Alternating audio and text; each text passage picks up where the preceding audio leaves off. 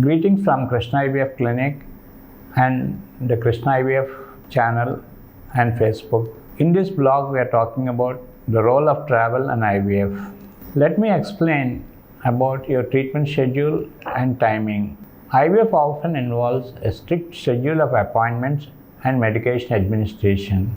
It's crucial if you're planning to travel to discuss with the fertility specialist so that it does not interfere with the treatment procedures. Certain stages of treatment are more flexible where travel is allowed. Certain points you should be closely accessible to the clinic. One of the key challenges of traveling during IVF is managing medication storage and transport. Some medication requires specific storage conditions like refrigeration or particular temperature ranges. Plan carefully for transporting and storing your medication during travel and ensure that you follow proper guidelines of storage.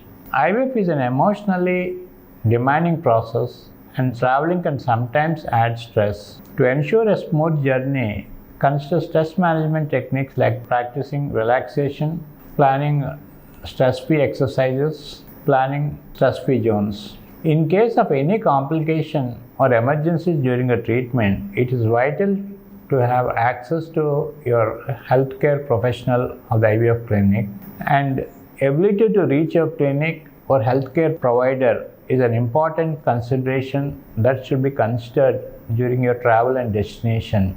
If you are not able to have access to a healthcare facility during your travel during the IVF cycle, it is prudent to avoid the travel as you are putting yourself into certain risk factors. When it comes to transcontinental transfers, the health insurance may not cover IVF treatments or related medication when you're going internationally.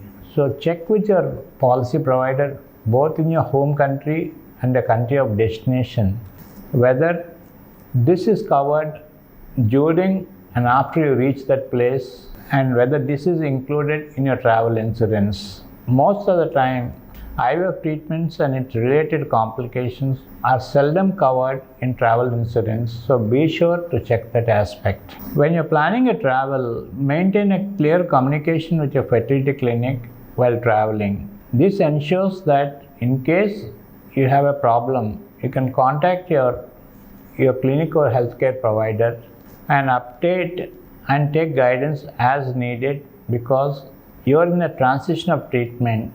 And by keeping in contact with the clinic, it helps you to avoid miscommunication and mistakes. Traveling during IVF treatment may require extra planning and consideration, but with right approach, it can be done.